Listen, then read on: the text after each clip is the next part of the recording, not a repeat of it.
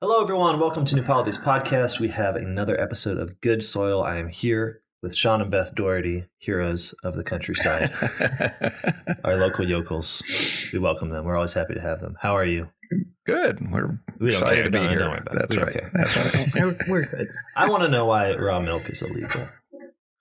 Do you want yes. Which explanation would you like? Well, the very short or the rather longer? I would like both, because this is a podcast where you get to indulge sort of verbosity. So Yes. But start with the short. The short and rather unjust answer would be protectionism, right? Mhm. Let's keep the small dairies out of the picture. But it's not the real answer. The real answer goes more like this. As cities grew, it was less and less possible to provide the nutritional needs for the people in the cities from immediately around the cities. So supply chains got longer, and milk you needed bigger farms, and we also had mechanization to make the farms bigger. So we got bigger farms who were collecting lots of milk. Now, as long as you have, the less than 25 cows that can actually graze in a given area and walk out to their dinners twice a day, right? As long as you have a small number of cows, you can simply mobilize your family or your community, and you have a workforce that can hand milk cows. But as soon as we exceeded the capacity of the land and the capacity of the family, we went to mechanized milk collection systems, which means pipes, and very quickly meant not short pipes, from teat to bucket, but long pipes to chilling facilities into bulk tanks. And you can't clean those. I mean, let's be honest. If you have miles of plastic pipe, you don't go through with a toothbrush and clean them out. You don't clean them like that at all. You flush them with very hot water and caustic chemicals. Right. And they build up biofilms on the inside, which eventually are host to things that at best are going to spoil your milk, like make it taste bad. Yeah. And at worst are going to also make it pathogenic, make it disease carrying. So we pasteurize. I mean, it's simply to get milk from a distant farm to the table in the city. It is a long enough supply chain that the milk will spoil and maybe get sick-making unless we pasteurize. So it is in how you do it, and we think of Tevye, and fill in the going roof. Along with this green can. Yes, and not worried about this problem. Yeah, it's a volatile substance in a certain sense, because it becomes yogurt, it becomes cheese, that's it becomes right. butter. It's a living substance. It wants to be something else. Right. It's probiotic from the moment you take it out of the cow. And in any natural set of circumstances, you can expect that to move in positive directions. That's why we like milk ferments. No, I felt like such an ignoramus when I first got milk from you guys by a method with which we will not speak here, but gift of milk. And the first time I transported it, I think I just threw it in the back of my truck on a hot summer day. By the time I got back, I had a different substance, it seems. Yes, right. Right. I thought, no, I mean, but then I realized, but not a bad substance, just different. Absolutely, it was becoming yogurt, I think. That's right. That's right. And Kefir, the funny thing probably. about kefir has to have a different kind of starter. But the funny thing about fermented foods that contributes to the impression people have that food that is not processed and refrigerated goes bad is that fermented foods, on the way to being fermented foods, are unpalatable. They are like the lukewarm, which we spew from our mouth. So we like sweet milk and we like yogurt, but the halfway point is unpalatable. And people think, oh, it went bad. It didn't go bad. It's simply not a form that you prefer to taste right now. That's a really good point. Sort of neutral. I had never thought of the lukewarm as a culinary right. It's true. It's but never isn't it good. funny how applicable it is? Anyway? It's always in between states. Yeah. So it is part and parcel of the rise of the industrial city that milk became a problem. Something that was not a problem became a problem. We talk about this a lot on this podcast because when we understand modernity and the way it affects our food, we often talk about the creations of conditions of scarcity where there was previously conditions of abundance. And sometimes this is very intentional, right? Because if you ever want to sell Band-Aids, it's great to go cut people, But so there's often the deliberate creation of scarcity. I think we're seeing some of that with regulation now of raw milk. But then there's also the frankly, unintended systematic creation of conditions of scarcity, that when we build cities beyond a human scale, Yes. when we have a need for supply chains that are essentially military in their structure, which is to say we have so many people in one place that there's not a natural ratio of those who grow and those who consume, right? Right. Rather, we have millions of, at some point, millions and millions of consumers, and then the growing has to change. So pasteurization solves a problem.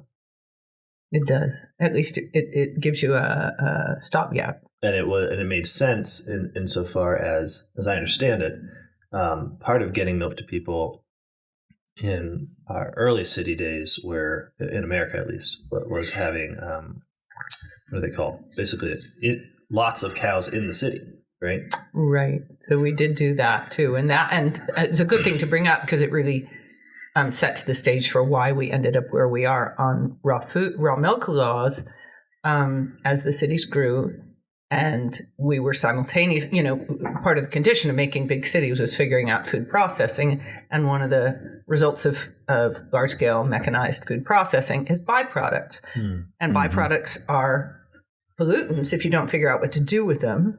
So one of the things that canneries and breweries did was look at their waste byproducts. I don't like that word waste, but anyway, their byproducts, and say, we could feed those to cows and then market the milk. So the classic situation in places like Boston, because you definitely and New don't York, have enough grass. That's right. Because it's so contained. When you reference the ratio of people growing food to people in the city, the other piece of that picture is land proximate to the city, adequate to the production of the nutrients that the city needs. Presumably you could have some land out in Kansas, but then the supply chain is long. That's right. Yes, that's right. And even if it's a 6-hour pony ride instead of an hour pony ride, it's too far. It matters for milk. So we move. There are a lot of points in the history of the United States or the history of the Industrial Revolution where we kind of want to point at the captains of industry and say, yeah, they made markets for Band-Aids by cutting people. And that's unpleasant to think about, but is built into the story.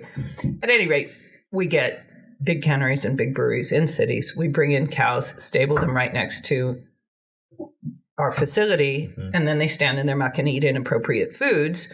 And we, without any clear knowledge of germ theory, right, are squeezing milk out of the back end and marketing to city people. Now, I think I'm right in saying that we never actually had a very straight line between TB and tuberculosis in cows and tuberculosis in people. But be that as it may, we had, in the late 1800s and early 1900s, we had the circumstances that bring about disease in cities. Historically, you can look back and say, okay, you crowd a lot of people in the cities and you don't have good sanitation, people are going to get sick. And that's what was going on. And one of the fingers was pointed at city milk, which was in large part coming from these city dairies, which was not clean and would have harbored pathogens because a cow's gut only has the correct acidity for assuring that you're not going to pick up pathogens if the cow is consuming mostly cellulose, not carbohydrates. So if we feed her a bunch of carbohydrates, I always get this one wrong, but it has something to do with the pH in her rumen changing. I think it changes. And now it'll harbor things like E. coli 157H7, which makes you sick. You don't, since a cow keeps her waste ejection parts at the same end of her body that she keeps her milk production parts, there's the chance that there's going to be some overlap, which isn't going to hurt you as long as her gut doesn't harbor things that will make you sick. Wow. But they did. So there we go. We have industrial milk production that's contrary to all the laws of nature and produces milk that makes people sick, which led to some smart person saying, well, if we cook the milk, if we provide facilities for women to cook milk before they feed it to their children, maybe we can get a handle on some of this city illness. Whether that was really a connection or not is But using the debatable. processes that we use, which are stainless steel, milking into stainless steel, and then straining the milk and then putting it immediately in the refrigerator in glass. Right. We don't have to do any of that. Right. We don't have any concerns. People, are worried about the idea of contamination with open bucket milking, hand milking. The contamination that happens in your barn, right, to milk, happens when you're breathing too. That stuff that might fall into your milk, like hay dust and manure dust, whatever is in the air, you're breathing it, you're swallowing it if you're in the barn. So that contamination, I mean, if you're afraid of that, you need to wear a gas mask. Well, absolutely. But in fact, it's not going to hurt you. No, I think it's fascinating. I think, our fear of contamination is largely spiritual. It seems to me. Isn't that fascinating? Because, I think I've told this story before. I was driving past a lot in the country, and there was a new bridge that had been delivered to be put across this creek, and the owners had wrapped the bridge in plastic wrap, and they had a sticker on it so you knew it was new. And in an industrial society, it's very interesting because we become our society. We can't help it. Right? Yes. We're not individuals. We're social creatures. So within a society of consumption, of industry, where the value is in commerce and the value is in products, right? The ways in which products are preserved don't just have a practical import, right? We start to need them in order to assure ourselves that we really are a part of this society, right? It's not wrapping things in plastic is not just a reasonable action. I mean, the things that are wrapped in plastic, it's almost always unreasonable that they are wrapped in speedboats. A single pepper. Yes, right. Because it has a signifying quality. That's right. And what it says, it's a lie, but what it says is that, don't worry, no one has touched this. That's right. You know that thing we came from, where everyone had to touch the reel, and where there were small farms where they were in the muck. We're beyond that. We are now a society that has managed and controlled the process of production. We have understood food not as a gift of nature that we have to get our hands in, but in fact as an industrial process. And we can prove this to you because its product is wrapped in our plastic. And it has a UPC symbol on it. That's right. It has a bar. God didn't make that plastic. And it's so it's fascinating when sometimes we are worried about food contamination, worried about rot, we're worried about what we're often really wanting, seems to me, is the assurance that this comes from a rational process of man. And by rational, I mean enlightenment rational in the sense of a controlled and sealed off process of man apart from the divine.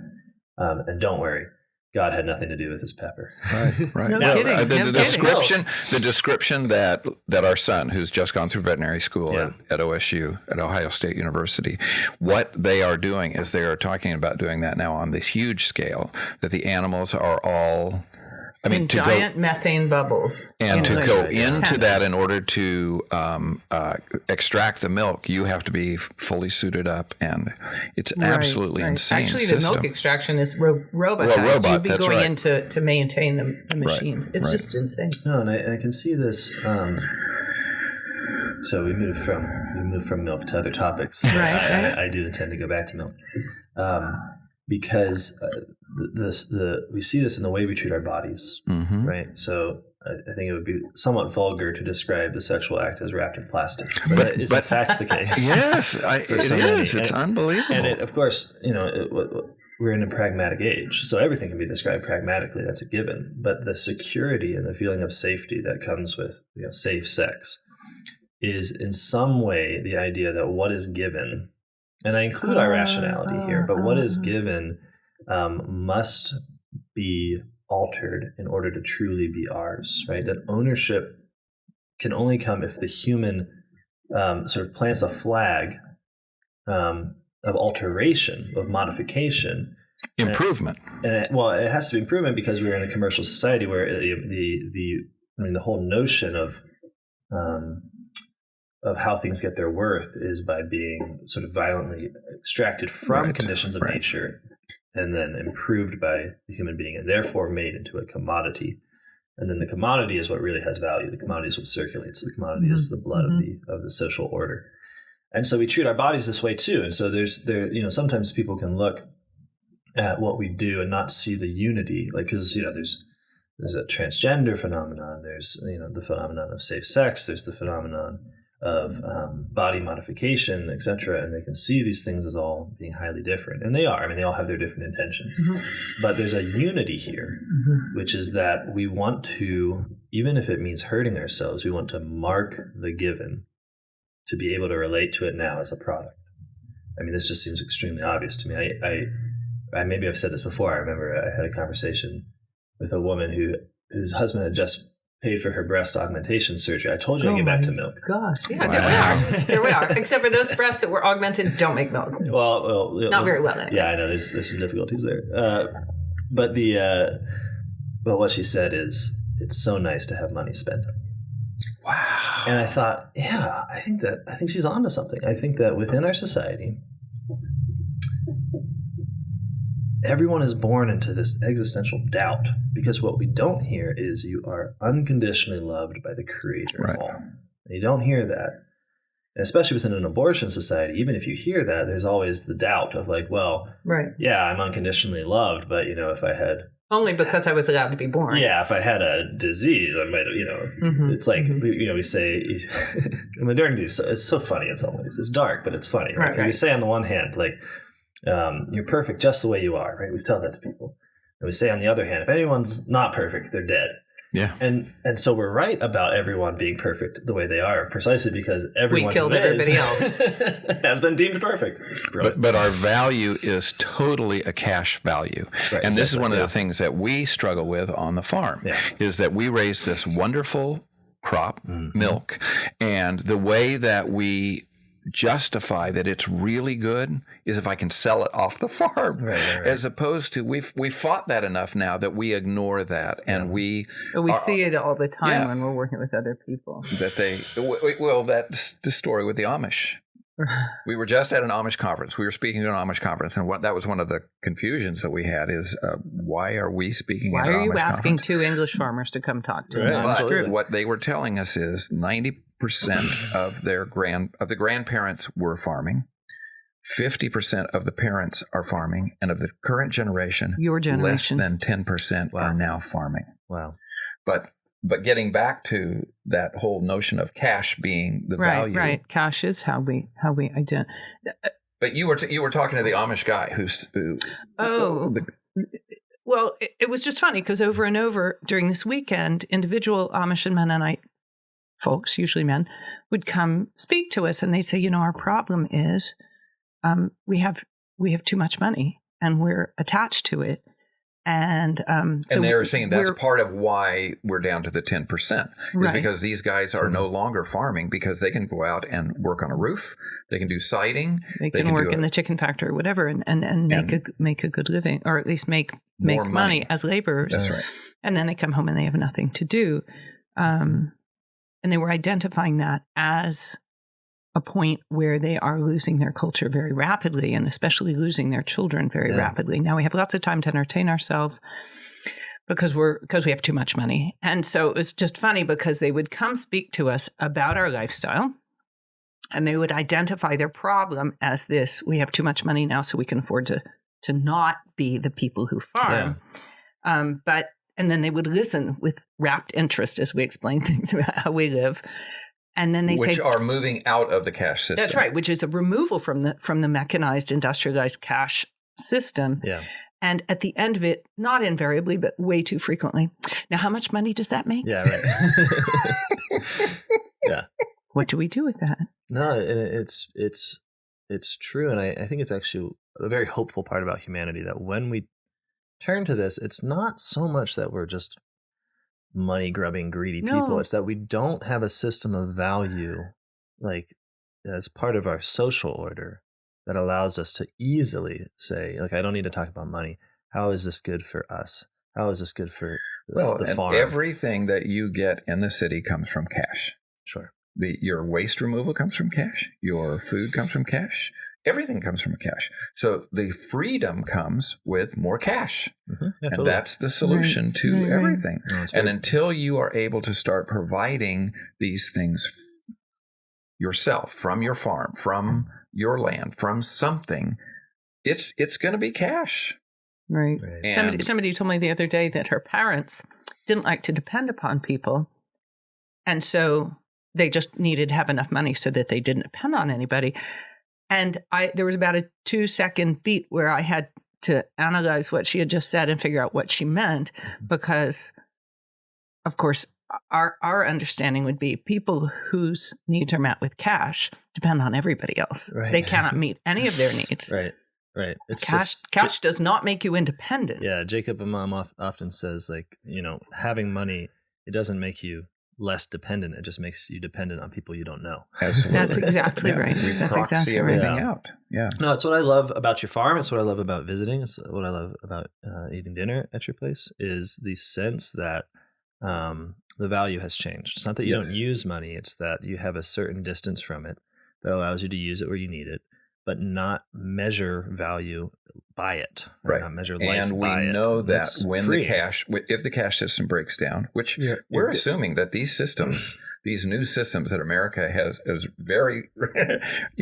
leaning very heavily on, these systems are going to break down at some point. Is there any other option? History tells us they will break down. Right. And presently, we have an entire system dependent upon the machine, and it doesn't self-heal, and it doesn't reproduce, and it has gotten further and further along the line of complexity in a way that makes it incredibly vulnerable. Yeah. It will not take much to knock us off our tightrope. But it would take more. Joel Salatin talks about what is it that would make the wheels fall off. And for us, I don't. For our farm? Yeah. I mean, we're pretty resilient. Right. The wheels aren't going to fall off. Somebody might shoot us, but the wheels, I mean, how... Anna and I were having this conversation. If my wife stopped working, it would all fall apart. Anna and I were having this conversation over milking last night as we, if you live in this actually goes back even to our conversation about, before the camera started rolling, about people moving into a community like ours and there being a communication gap for a period of time. Anna and I were talking about the fact that as long as we conceive of the world through the model of the machine, which we do because it's our environment, our environment is human constructed. We conceive of it as something that we set going, we decide what it's going to do, and we have the power in our hands to make it follow a certain pattern. So if it's right means I told it what to do and it did it. And in any time previous to the amount of power we have abrogated to ourselves by machines and by petrochemicals and so forth, in any period of time, no human being could have had that lie so firmly in charge of his pattern of thinking, because it doesn't work that way on a farm. On a farm, I didn't make it. I can't design it. I can't tell it what to do, but I can observe its nature. Right. And the more I can assist it to live its nature well, whether it's grass or pigs or cows or chickens or wildlife or pastures or whatever, the more I can assist it to do that well, which means assisting it to coexist with all the other pieces of what's going, the living stuff around me, then it will do that job well. And I can help to make sure that the surpluses that nature naturally produces, but which usually get lost in a boom and bust cycle of, growing population crash, swing back, growing population crash. I can manage with my foresight, my insight, my opposable thumbs, I can manage to direct animals, plants, water, soil in ways that store those nutrients and make them available. And so we think differently when we see ourselves as mostly mystified observers of a very complex living organism. Yeah, no, I find the analogy that we can still understand is in artistic creation, that there's when you think about composing, whenever you're working on a song, on the one hand, you could say, I made this. On the other hand, you're responding to each reality. You don't make the notes. Oh, yeah. The notes are there. And then when you choose one, or when one melody is apparent to you, it itself dictates what you do next. And anyone who thinks that you can sort of have a centralized sort of management system is just not a good musician, I would presume. Now, what do you observe when you observe cows? I mean, milk, it seems to me, is primary as a symbol, not just as a actual primary part of the whole God's food system, because it is what we make. So milk is not simply, the vegetable, the meat that we might eat. It's a personal product, but it is also what women make. And so milk has, I mean, you see this in scriptures, right? It takes with it the image of an abundance, right? Of something that your body does and the body of mammals does. That is not the result of foraging. It's not the result of farming. It's not the result of labor, right? It comes as an image of the gift, I think, which is why I think it's a land flowing with milk and honey, right? Which are two things that we don't really manage into existence. Now, honey is we can't make them. No. We can't podcast. even imitate them. No, that's right. That's right. And our imitations are really bad. Poor. And we know that when you try and give that calf milk replacer, that calf does not do. Right. It's not the same beast at all. Yeah. No, and children who are on right.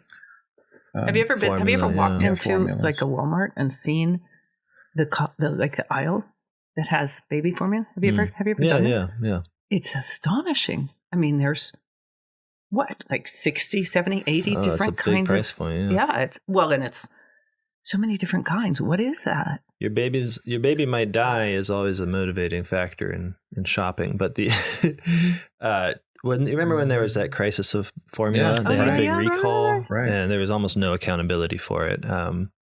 But it had me thinking during that time of the way in which the same society that became petrified of the idea of milk that is not from a process that is invisible to them, so that they can receive it simply from the industrial process.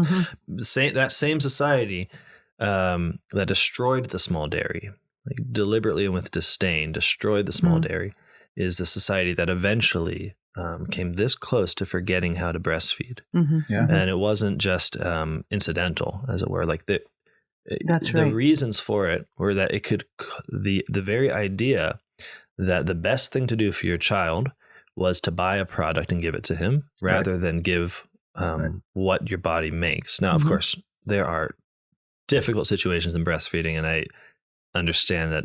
Right. And this is not addressed at that. Speaking as a mom who I have nothing against formula as such. Right. I mean, if your baby needs to eat and you can't breastfeed for some reason, give them whatever you can. Although again, but what I want to say is the industrial process is that was not what was happening. This was not given as a remedial technology. This was given as the way of the future. This was given as what you breastfeed your kids, isn't that like bad for them? Aren't you going to mess them up? That same society, I think, is undergoing the same spiritual crisis in both cases, with the milk we drink and the milk we give, because milk means primary substance. That has a certain philosophical meaning that I don't want to give it to. But primary in the means sense it's the first thing that keeps you alive. First food. And it's the food our bodies make. So all other food is an analogy in a certain respect to what goes on between the mother and the child, right? And that's how it all starts. And when you feed the child solids, what are you doing? You're replacing milk slowly. So you're saying, in a sense, this world is given, this world is complete. And now with our labor, right, we're going to expand it, right? We're going to, in a way, I like to think of all eating as, I'm still the baby that was breastfed, right? It's still milk in some respect, because it's always, but what we do is we try to take away the breastfeeding mother as the fundamental form by which we understand all eating, which is namely gifts that we don't control, but that we creatively manage. I think he's totally onto something. And then we make it into some new thing, right? Oh, this has nothing to do with that. But then, of course, in history, in our recent history, what happens is then we reflect back. So having made a new eating by the creation of commodity system, we then look back at the gift economy, which is the mother and child, and say, what is that? Right. How odd, how strange. But it's homeschooling and it's home birth and it's home, all those things. Sure. All those things now are, you don't have the competency. Wendell Berry says we take one solution and split it neatly into two problems. Yes. And that's our we're afraid economic to homeschool. system. We're afraid. I mean, Beth gives a talk on home everything. Home food. We shouldn't be afraid of home food. We shouldn't be afraid of all these things. But it's necessary within an economy that runs on cash to create as many jobs as possible. That's right. Absolutely. Which means creating needs. Unemployment only makes sense. I mean, how we could eliminate unemployment is for people to be raising their own stuff. Yeah. If I had I'm thoroughly employed. Nobody pays me, but I'm very thoroughly employed. Well, Ivan Illich has this little book. The title alone is worth reading it. It's called The Right to Useful Unemployment. Yeah. I like that. Where'd it come from? Ivan Illich. He's Ivan Illich. I heard I have an itch. I wasn't sure what it was. Right. I haven't read that one. But the whole concept is like we create precisely by creating the conditions of scarcity in which you need cash in order to survive. That's right. It's very interesting, right? Karl Marx, he talks about being alienated from our means of production, but I think in some ways that doesn't quite say it enough. We are alienated from our means of survival. Yes. And once you create people who are alienated from the means of their survival, then they have to enter the cash economy in order to exchange their labor for survival, and they do. So given that that's the situation we're in, it seems like when you start to question commodity and employment as goods, you're actually questioning.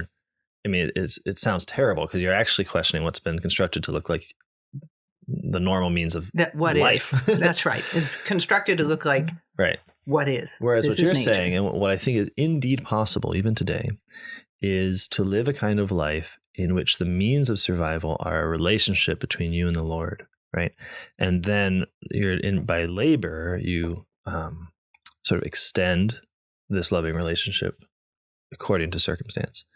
And that this is really possible. And it's indeed what people did for most of history was assume a certain level of a sort of baseline of survival in a society that was possible because of intimacy with the given creation that itself provided a security that allowed for people to not do that.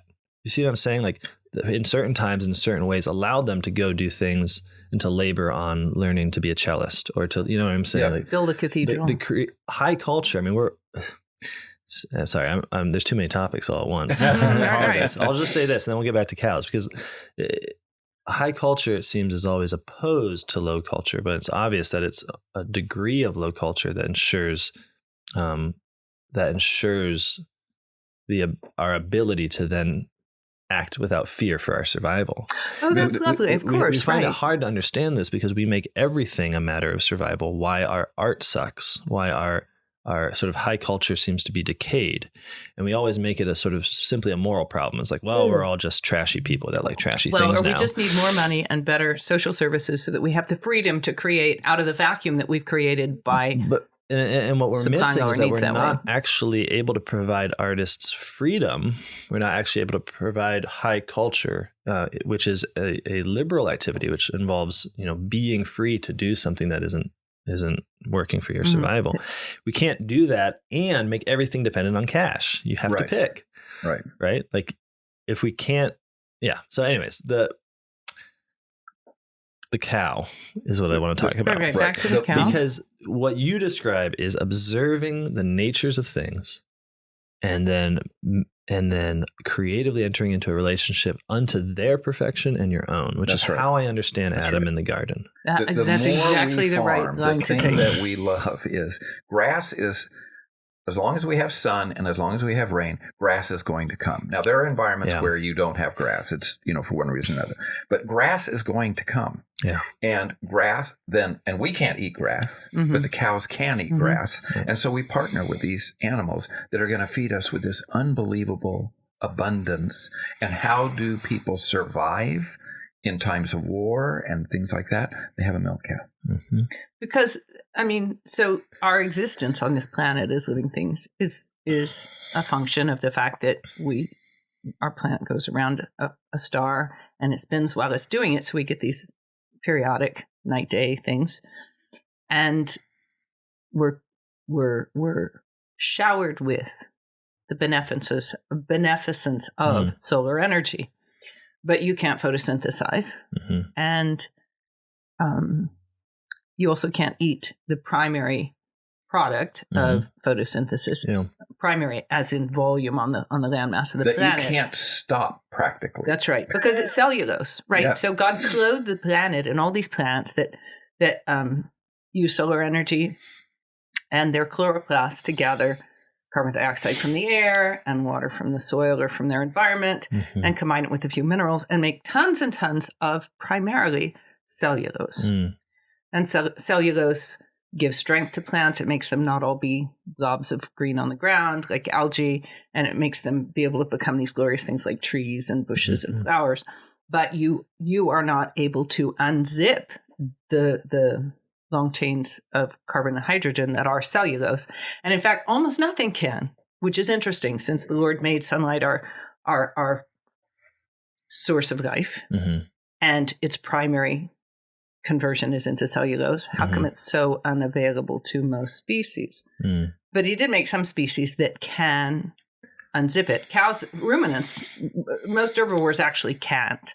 But you take the ruminants and some other plant-eating species, groups of species, and they can in some way or another unzip it. And one of the ways is that they ferment cellulose in the first chamber of their stomachs with a bunch of bacteria that in fact can unzip cellulose. They can take those hydrocarbons, take them apart and reassemble them so that what we get is cows. The primary thing a cow's going to do is grow itself. And the secondary thing it's going to do, if it's a milk cow, if it's a mama cow, is turn it into proteins, fats, and sugars of, as you have pointed out, the most accessible, the first food, the thing that tells us what food is and what it's supposed to do, the thing we use as a model for food. Totally on grass. That's all they need. They don't need grain.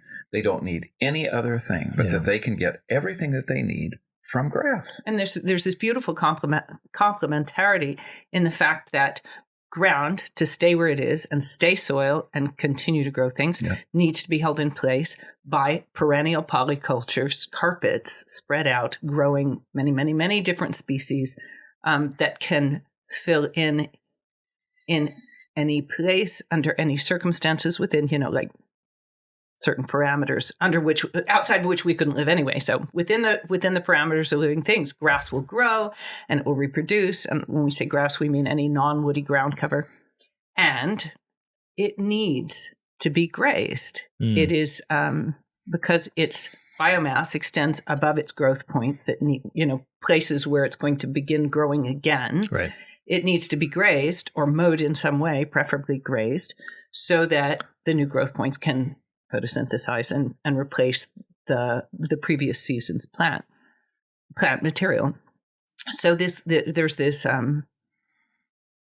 marvelous symphony of these huge perennial polycultures we call grasslands growing, and the hoofed things that come across and eat it down, and the manure that comes out the back end of the animal to fertilize the grass so that it grows better each time. And our job, if we want to remain on this planet, it has been all the way back to Cain and Abel. It will go on be all the way back to Adam and Eve. It will go on being until we stop being on this planet. We have to find a way to use the given systems to turn cellulose into food for everything and soil. And it's simple. It's right in front of us. Only your history's better than mine. When did we depart from that piece of wisdom? It's within, depending on where you're looking, it's within even 50 years, but certainly within the last 300 or 400 years. Yeah. How much land does it take for one cow? Well, it depends on where you are. I mean, as all farmers say, it depends. Depends on your how much rain you're getting and things like that. In our area in Appalachia, you can raise a cow and sustain a cow on grass for most of the year. And we would say starting about April, probably until November or so. We would think probably 2 acres or 3 acres. I mean, our own experience has been based on the use of 2 variously damaged pieces of land that are not, wouldn't be considered highly productive when compared to, say, land that has been kept in good heart for a long time. Yeah.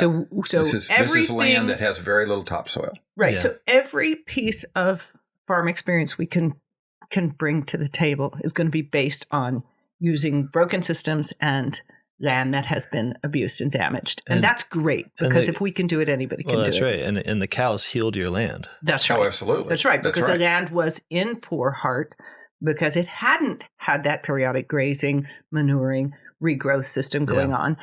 There isn't any other way to produce those effects except the animals.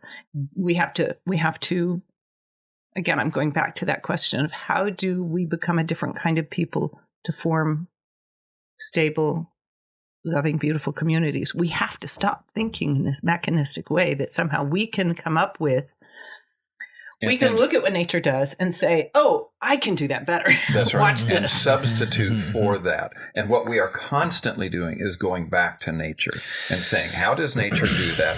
And if we don't see nature doing that, we begin to question that. Well, and I think what process. Catholics have to add to this, because there's lots of people that would generally assent, we need to go back to nature, we need to go back to natural processes. Right. But it seems to me in conversation that can become, without a solid theology, can become naturalism. Oh, yeah. And naturalism. Definitely anti-humanism. And naturalism, I would basically argue, is a technological vision of man. It's just that you've taken the basic industrial technological machine model, and then you're just asserting that this thing is already a good machine. Don't mess with it, which sounds like the truth, but it's a little different, because what it means is then the absence of man, don't tinker with this well-ordered machine, becomes the prerogative. So that's what we must do, is absent ourselves. And we believe that it is, we're going back to the natural, but we're also seeing the garden,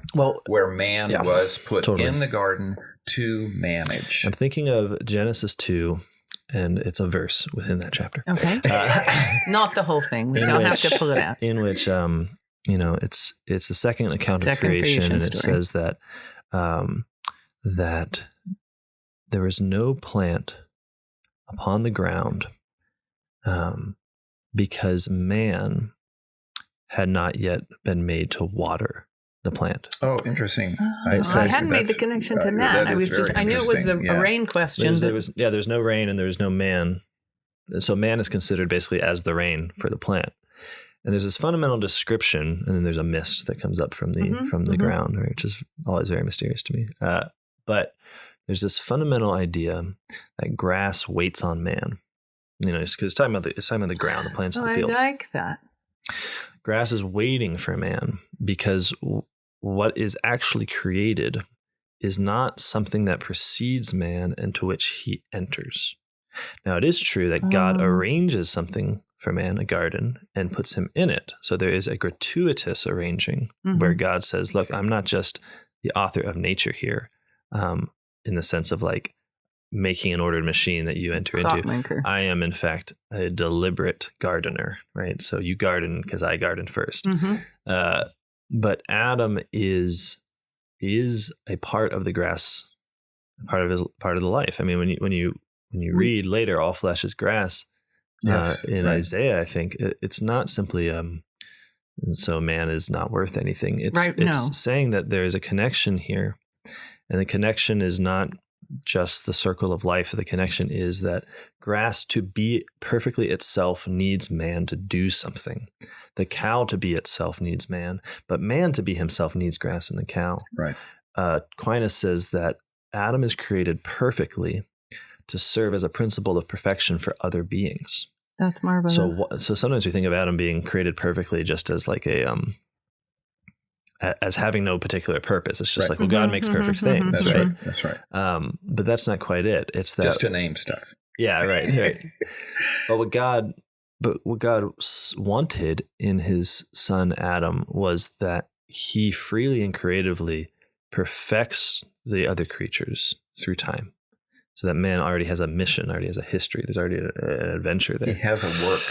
Yeah, absolutely. And I do think and the work is in the creatures. So when you're looking at a creature and observing it, you're touching the fundamental point of human labor, which is not to produce money, which is not just to survive, right? Even if it can become that, right? But and its most fundamental aspect is to look at a creature and say, "I can perfect you." That's right. And that's a good in itself. Why it's good to perfect a potency. It doesn't matter. It could be, why do kids run when they could walk?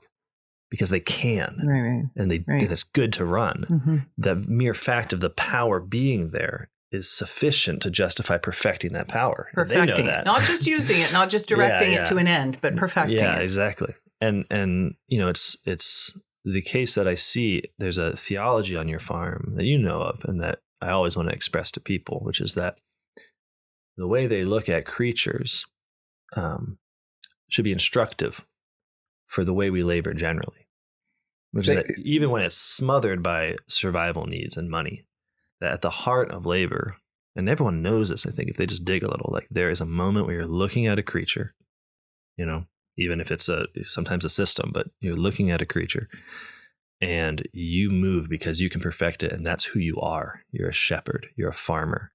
You are entering into relationship with this animal. One of the things we marvel at is that this cow, this huge cow that 800 pounds or more, could move us, could do anything she wanted to with us, is willing to move into her head stanchion, allow us to grab her where only her child, her only, her calf should grab, and allow us to go in there and take this milk from her.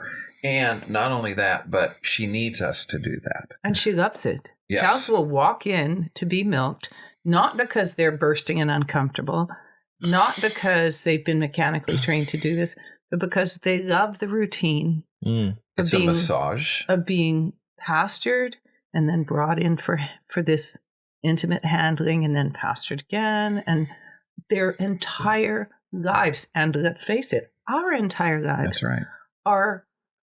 happen within the fabric of this twice daily. Well, now we can get greedy and we can ruin it because we have 5,000 cows, and it becomes because a we burden, say, and I can make this cow produce 5 times as much as she would naturally produce on grass. I'll feed her grain and let's see what happens. Right. Or we can keep going back to nature and saying, how does nature do this?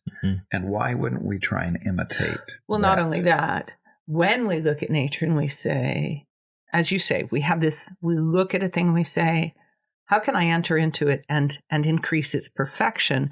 We've lost a sense of what we no longer say, what is the cow's perfection? We say, what is the more that feels like perfection to me if I can squeeze it out? Right. And then we manipulate in ways that are not in keeping with her perfection. And then the other thing is that people say, well, that's great for the Dohertys. But you're not really saying to me that I should do this thing. And we would say, actually, you're human. Maybe you should. Maybe you should have a piece of land, 2 acres, and you should have a cow on it. And you should try and raise as much food as you can for yourself. Nobody's going to raise it better than you. The same way that your children, you put your kids in daycare, they're not going to be raised as effectively as you parent, because that was your responsibility. That's your role. That's right. You cannot do that proxy thing. That. And to say, I'm going to proxy this out.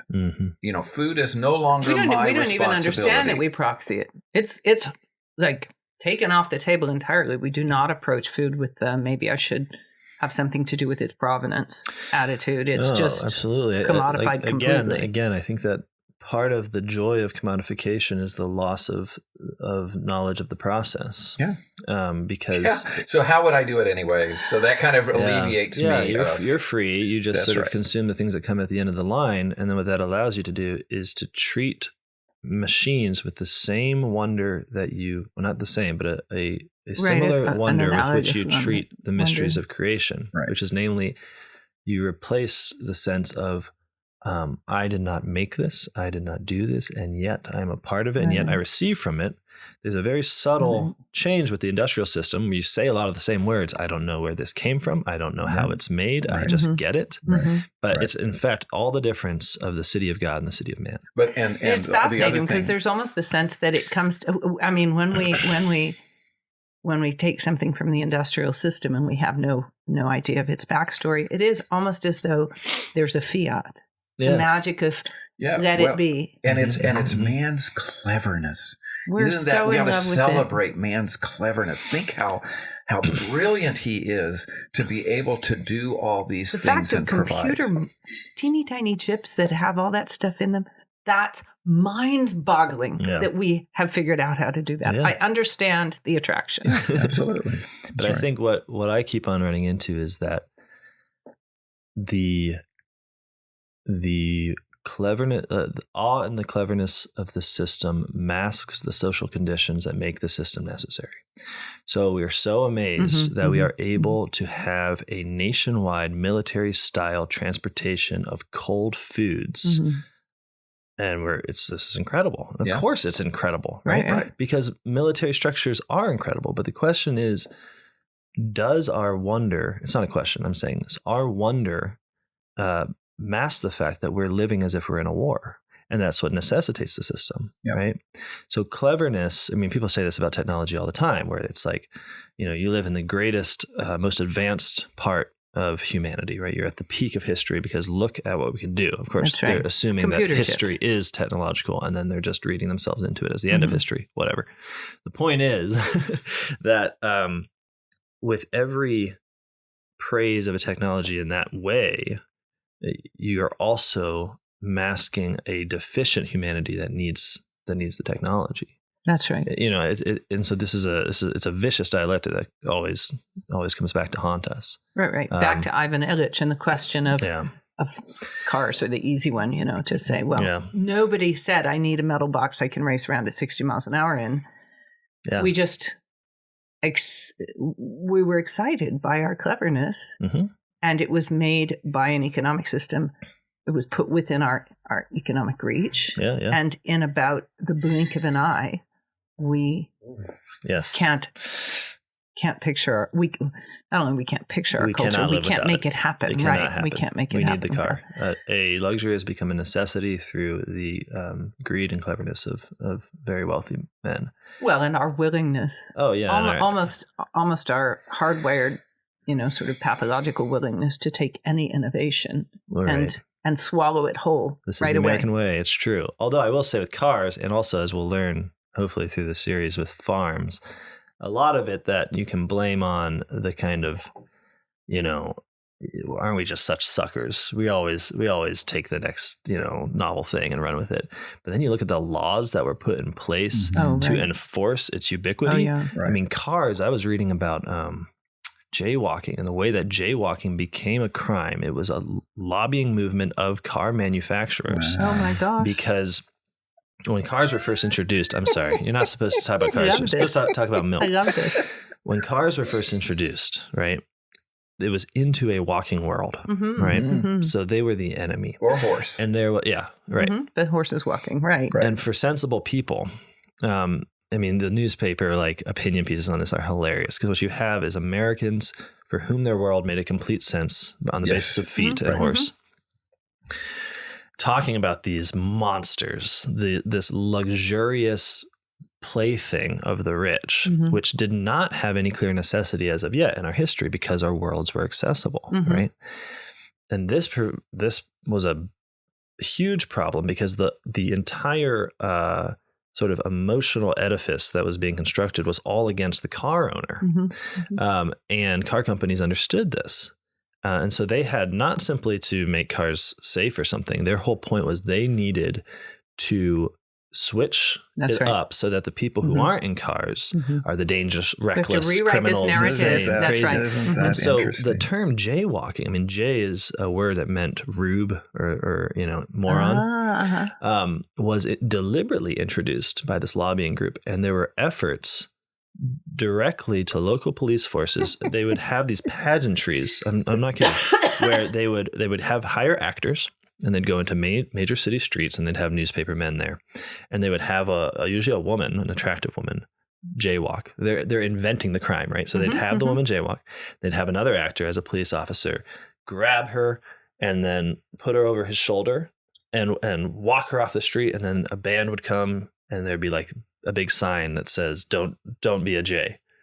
Okay. Wow. This is a coordinated effort where we thought advertising had taken over in the last 100 years or 50 years, and it's really much older. I think we've grown cynical enough, but this is also in an age where we were pretty, like, there is something true that we're very, when a world makes sense, when something like that happens, you're not sitting there saying, "Oh, I see, they're constructing a necessity in order to sell cars." Yeah, right. No, you're just in the street, realizing suddenly that you should be ashamed for something that was never even a point of question, right? The question of, can I cross this space? No. You are an idiot for crossing this space, and this is a space for the car. And this had such an effect on American law that despite everything in law being, ideally being for the defense of the weak. Like, you look at the walker and the car, who has the power, right? It's almost an idiotic question. For years, even up till now, the presumption was that the person on the foot is liable for their own safety. When you're actually... okay, so I could just get I know, we could go on red-faced with rage on this, but who's to hit? There's no one to hit anymore. It's all been done. Right. So jaywalking was invented, and my point is simply that it's similar with raw milk, is that when you look at it, it can often feel like these things happen simply inevitably. And there is a spiritual element that societies do what they love. And so if they love commerce over God, then there are results that will happen, and we'll be confused to see them happen, because it seems like no one made that decision, right? Who made the decision that we feel just so comfortable when something comes wrapped in plastic? Did anyone really decide that? No. Right. But there are some things where it's just like, that was a bad law to enforce a practice to enrich certain people at the expense of humanity. Right. So let's admit that there was some will involved, some... Yeah, do you know about that part of the story? No, I've decided that you don't sleep and you only read at night, because I don't know how you cover quite so much ground. That's what I do? Oh, no, it's just, it's the ability to riff. It comes from music, and then it... Yeah, no, I get it. The stuff gets in there, and then it makes connections in your brain, and you can pull it out and offer it. Yeah. But I don't know when you had time to read that. I mean, I know a little bit. So I know about the ways in which the actual incidents of death by milk contamination, even acknowledging that the conditions were bad for what milk is, were nevertheless overblown and exploited in public advertising and not about necessarily milk. Directly, exactly. It may or may not have been the cause. Absolutely. Exactly the same set of processes was brought into play to demonize raw milk. Raw milk. Where do we get a phrase like that? It's milk. It's fresh milk. I know. I hate it's even saying milk that hasn't been cooked, right? But we have a culture. But that's so instructive. Like, we cook milk to make it well, but by cooking milk, we invented milk being raw. I mean, that's right. It's the perfect. I mean, this is what the leftists and Foucault always write about. It's like, how did we get? I mean, they'll say this about stupid things like gender or something, but they'll ask questions like, how did we get this thing that we conceive of as natural? And what they answer is something always like, well, what we actually did is created the artificial that made the thing natural, as a negation of the artificial. That's right. Okay, blah, blah, blah. But that actually happened with milk. It actually happened just milk, with milk. And then we cooked it, and now it's raw. Right. It actually happened with milk. And I mean, if your question is, what was the mechanism for demonizing it? Yeah, I was just wondering if you knew of a similar campaign for assuring pasteurization's ascendancy. Well, sadly, it would look just like the one having to do with cars. Once you and the breast milk. Right. You certainly saw that with baby breast formula. Milk, absolutely. Baby formula. once you invent a technology, right? Mm-hmm. Look how clever I am. And that might be something that humanity would do the way the ancient Greeks and Romans would construct various forms of clock, right? Something that would tell time by the dripping of water or the burning of a candle or whatever. And it's just delightful that we can mesh natural processes into a thing that does this other thing which seems extraneous but actually flows out of how all this stuff works, and it's delightful. But once we invent it, typically it cost us something to do the invention. I see. And we also want to promote it partly out of delight, out of our, of our cleverness, partly share to pay this, the debt. and partly to pay the debt. Yes. Yeah. And in most cases, as you point out, I'm going to say most, I'm prepared to hear in all cases, we have not invented the thing we've invented in order to meet a need. We've either done it out of pure bliss that it can be done, or more and more, especially as the thing we were doing required a greater and greater investment of time and goods, we were doing it with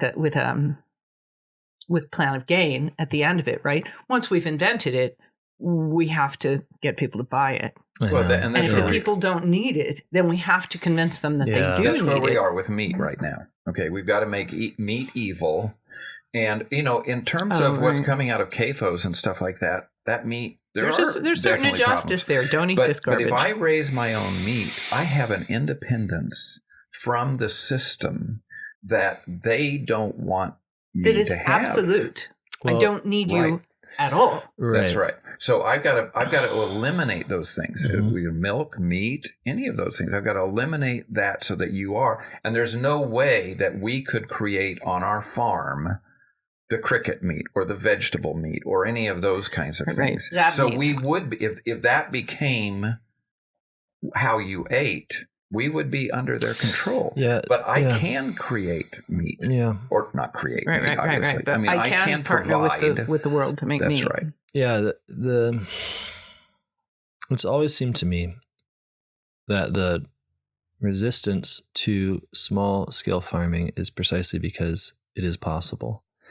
And because if we were to give people the land necessary to have a ruminant, then we would have to reestablish a pre-capitalistic social order. That's right. In which there is just distribution of land as the kind of beating heart of the society. Right. And so I don't know that everyone who, puts us onto the next lab-grown meat fad is thinking about this. Right. But I think there's enough to just follow the logic through that, okay, if there is a way of sustaining ourselves in peace, and if it takes this much land to do it, and we want it for everyone to some extent, where possible, then by definition, we have to have land redistribution. Yeah, but I don't think we need to wait for the government to do that. I don't think people. Sure, yeah. People just need to start doing it. Yeah. People need to say, I'm going to find 2 acres and I'm going to start using it. And there is plenty of unused land. Appalachia is a great place for this because it has not been. The history of Appalachia since Europeans arrived here has been the history of a land that is not readily convertible into industrial material. Until we figured out there was iron ore in those hills and coal in those hills, and we started Pittsburgh. But prior to that, it only lent itself to the kind of uses that happen on the small scale in tiny pockets. Because the topography of the land kind of stops you from flattening everything easily. Right. Yeah, this is very much you can't get there from here kind of place. We are seeing that right now. It's very kind of exciting. Here in this area, there are a number of people who are coming back, and they often contact us and they say, how are you doing this? And we say, well, what is it that you want to do? And they say, we want to have an independent farmstead. Just like we read your book. And so how do we do this thing? Yeah, sure. And I think that's what has to happen. Is that people have to say, I'm pulling out of the system and I'm not going to go to Walmart, and I'm not going to go to those places, and I'm going to provide this for myself. Mm-hmm. What an exciting thing. It would transform your area if you did that. That's absolutely right. That comes to the last two things I want to ask about, because it seems to me that you're not self-sufficient, because the milk seems to be providing for people like me as well. So what I want to know, and this is something that I always want to, everyone has a tendency, I have a tendency to think within the basic ruts of our own culture. Mm-hmm. And whenever people hear you say that, they think in terms of libertarianism, they think in terms of self-sufficiency, by which they mean a individualistic self-sufficiency. Yeah. And so this is caveating, because there's nothing about your language that necessitates that, but it's, I always am aware that this is how people hear it. But when you actually look at the cow, what it seems obvious to me, and maybe you can just confirm this or not, is that it extends beyond the family by its very nature. Because I see families who are milking who cannot consume the amount of milk they have. And when it's time to butcher, I see, especially if we imagine a pre-freezing refrigeration world, right? Obviously, we have some ability here. The inability to even consume everything before it rots. Absolutely. So like within the ruminant itself, there is that movement towards community. Where it's really it seems to be a necessity. Well, and the harvesting. It actually happens even before that. Okay. You cannot have this. You cannot have the illusion of your existence as an isolated being. And farm naturally. You can't. There are no edges. My farm has no edges, let alone me. So you're automatically going to recognize yourself as this moat. That moves and acts within a living community that is in a living community that's in a living community. I think it was Wes Jackson who, Wendell Berry says, they were having a conversation about what was the smallest unit that you could, sort of approach and say, let's develop management for this. And he says, Wes Jackson smiled and said, well, smallest unit, the kingdom of God. And it's a good answer, because anytime you try and find edges to a biological system, those edges interface with other edges, and it's all interactive. So you can't have the illusion that I'm a rock, I'm an island. No, and annually your herd doubles. Right, exactly. Right. So now I got all these or if you have sheep, triples. And if I am doing pasture, annually, or even more than that, your pastures are getting better. Yeah, absolutely. You've got more grass. Yeah. You've got more milk coming in. And that's all not even trying to do very much. China, in the past, farmers of 40 centuries, E.F. King. China is an example in some ways of what is possible when you do keep management on exactly the scale you're talking about. And people are forced, choose, whatever you want to put it, to make the land that is available be itself so well that it is extremely productive. And so we have a culture that uses human labor and animal labor to schlep waste, byproducts, from here to there and keep an entire landscape, much of it stuff that would not be considered farmable now, highly productive, so that 2 acres, on average, I think it might have been like 2.25 acres, would support an entire family, including pigs, chickens, and all the things that they're growing. And that was more than 90% of the population on small plots of land, feeding the population itself, all the generations, and contributing to or providing for the sustenance of the cities as well. I'm not advocating any particular model, but I am saying it's been done. Yeah, right. For 4,000 years. Sure. I mean, and looking at the feudal system in Europe, it seemed like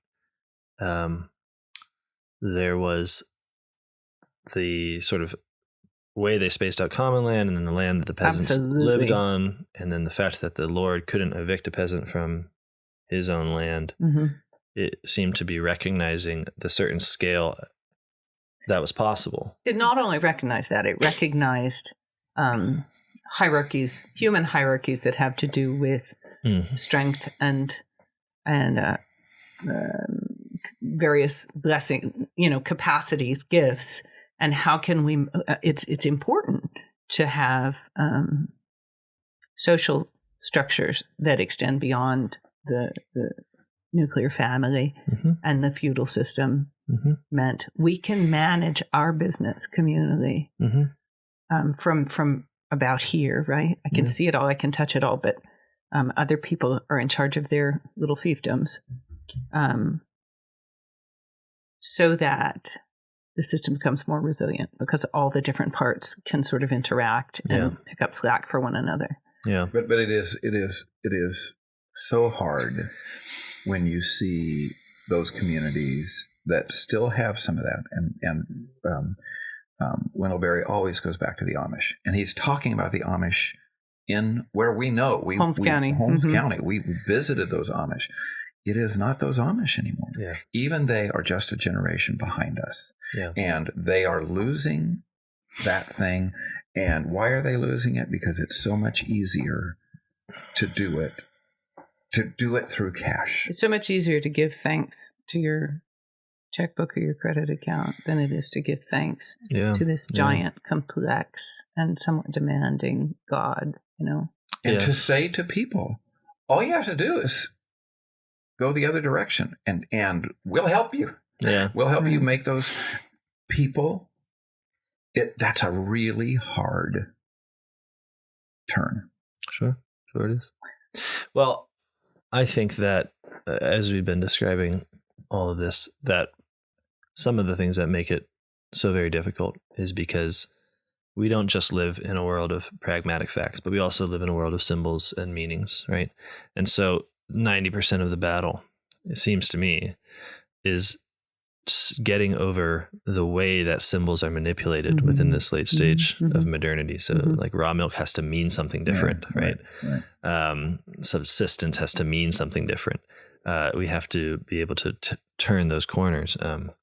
So I wanted to end our discussion here by talking a little bit about milk in the Bible, and especially as it relates to the female, because I want to hear from Beth more, and so I can declare incompetency on knowing the relationship of milk and the female more generally. But it strikes me that we live in a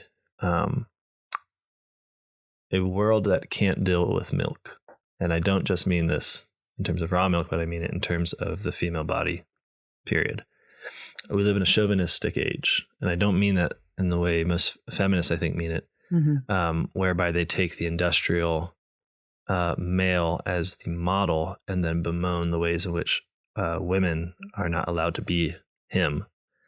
Isn't that exactly it? I rather take as the problem that there is no category for female existence available within modernity.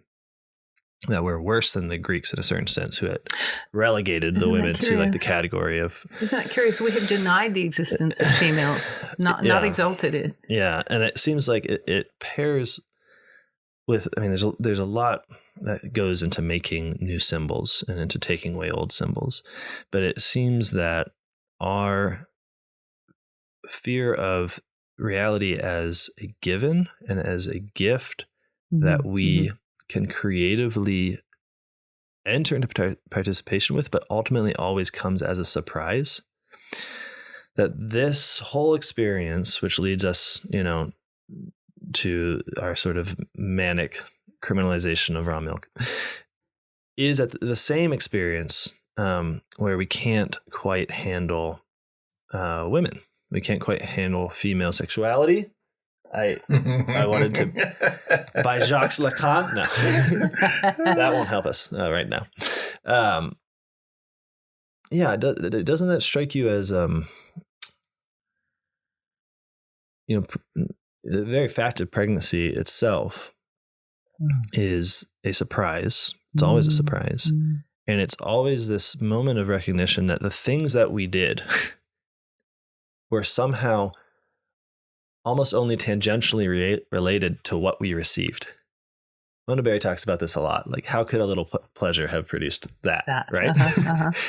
And it seems to me that it's actually the form of gratitude is present in a symbolic way in the female body, because it just says over and over again, you get so much more than what you labor to do.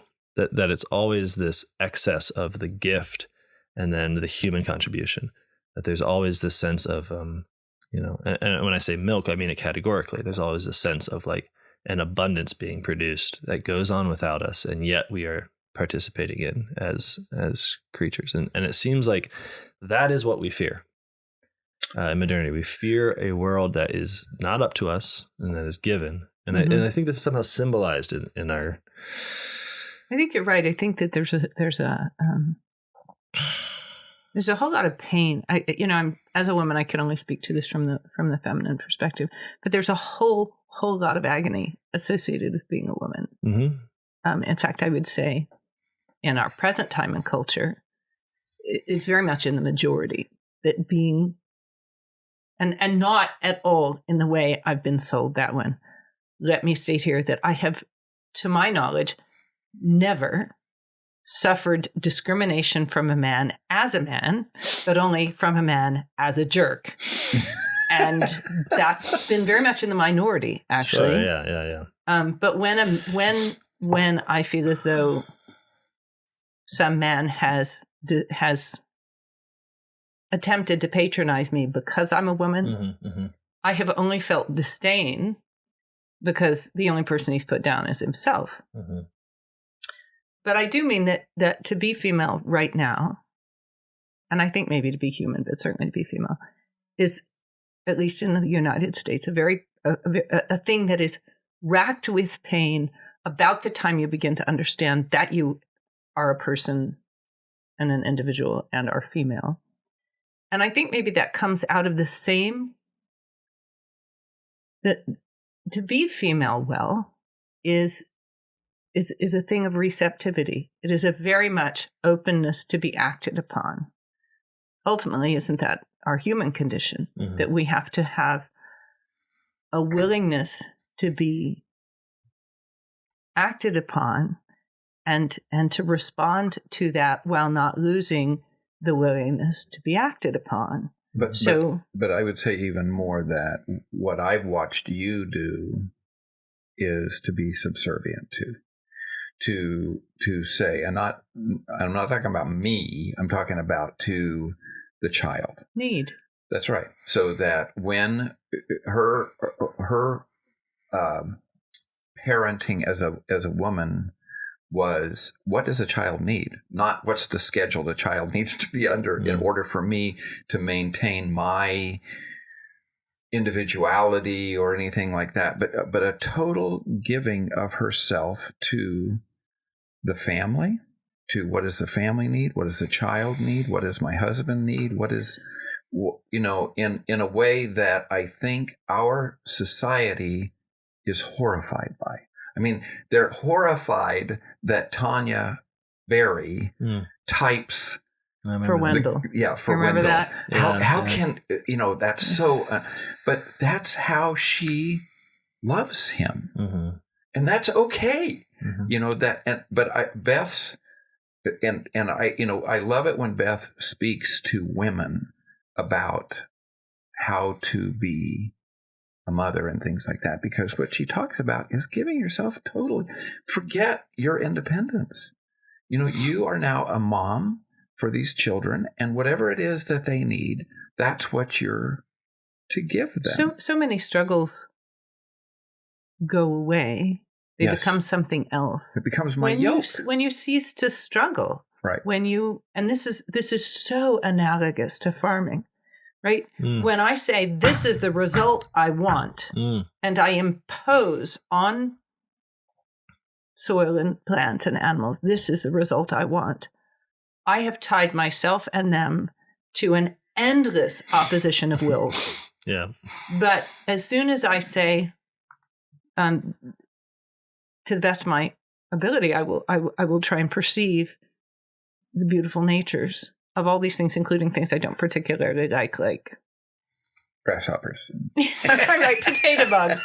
Right, as soon as I recognize, okay, they have natures, and their natures come out of this whole that is completely unified. Right, that's redundant, but come out of this whole that has no contradictions, which is the mind of God. Mm-hmm. Then I can submit to them and serve them. Yeah, right. And I may not get what I thought I wanted, but the struggle ceases to be me against all these wills pushing back at me and becomes the struggle to, it's like dance. It's like, if you've ever watched Fred Astaire and Ginger Rogers waltz, the thing is magical. Mm-hmm. This complete oneness of two different kinds of will, the leading will and the following will. And it's sublime. And that's, I mean, as brokenly as we do it, that is the married relationship. It is also the nursing relationship of mother to child. And it's very much the farming relationship that says, rather than attempt to dictate what's going to happen here, I'm going to watch and be attentive and delighted, usually. Yeah. As you are so delighted when you look at Felix and Miriam. Yeah. Watch and be delighted, and then be there. You know, I've watched you do this over and over again as you give your child the lead and then respond with word and gesture. Yes, right. Again. To the child's creativity. Yeah, right.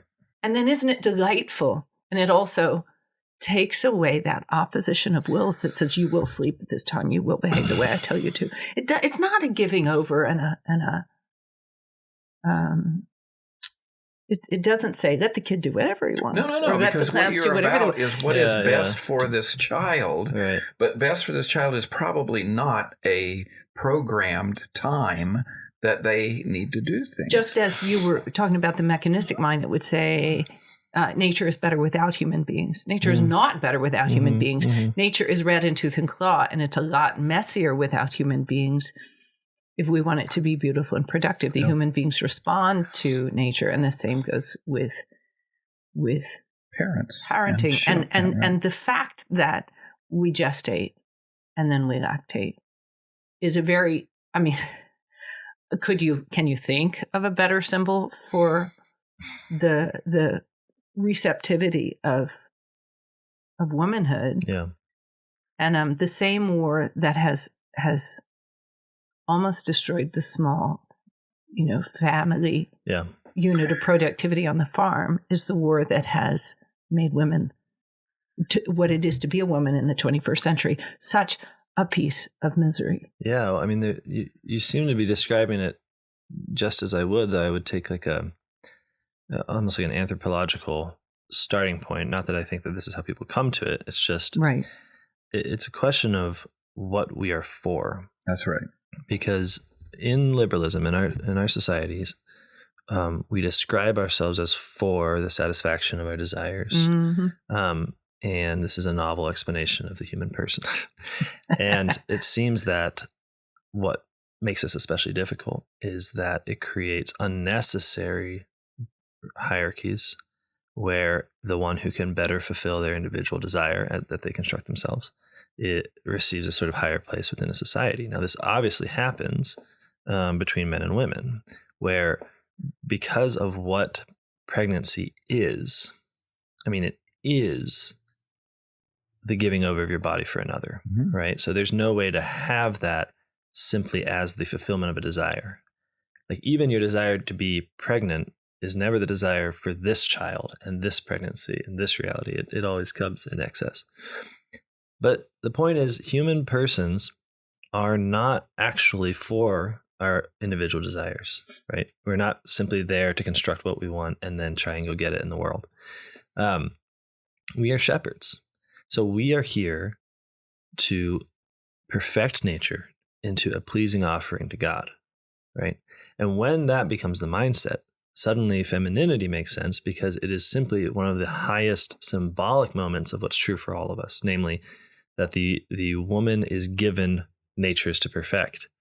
And it's not really a question of whether, or if somehow you can conceive of that as being a desire that she's constructed and now would like to go fulfill, as if you had a choice. Well, I think I'll be a shepherd of being today. I think I might go perfect some natures because you know what? That sounds like a fun thing to do. Other people can be, Okay. So the point being that where it's agony and it's, I would distinguish between the suffering that belongs to it and then the kind of agony that modernity brings to it is the idea that that you are not yourself perfected in the perfection of other natures. And so all subservience to another nature, all working to perfect that nature, somehow is conceived of as coming at the cost of yourself. Right. The more there is of you, the less there is of me. So exactly. It's a zero-sum game between individuals competing for happiness. So if my existence consists of receptivity and giving, in the end, there's no me.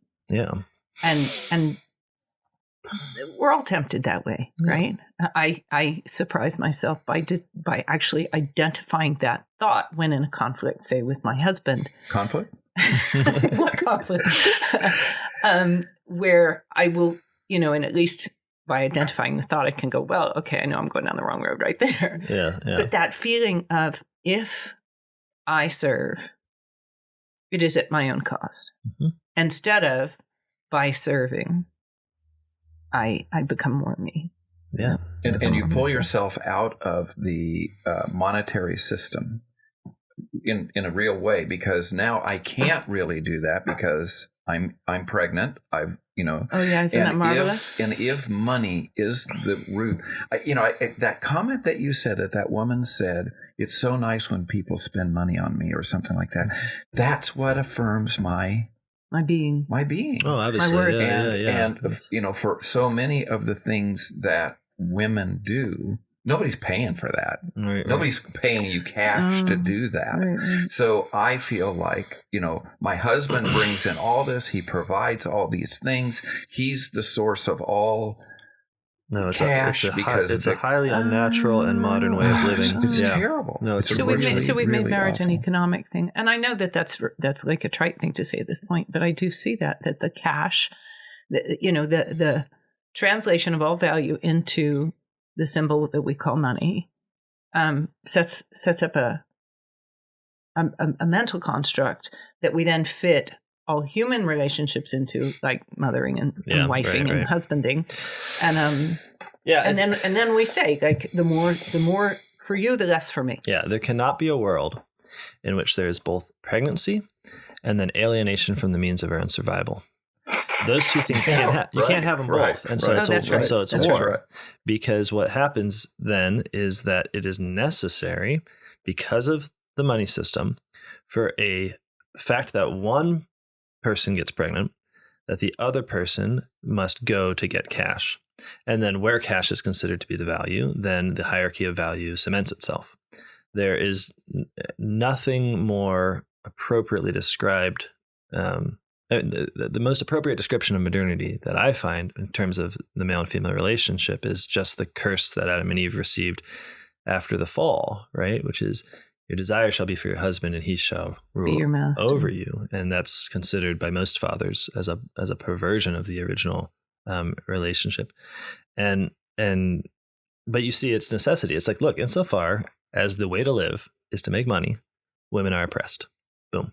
There's no question about it. There's no getting around it. Right. Maybe you're oppressed because you have to undergo a regime of birth control and abortion for the entirety of your life in order to meet the demand, which is the cash nexus. To be or when you are pregnant, you are a diminished personality. Pregnant, nursing, raising children. Right. So so you're doing all of this, and your husband cannot help in a natural way, but is forced to go and create wealth by which you purchase commodities, and you sure hope that a bunch of those commodities help the woman out.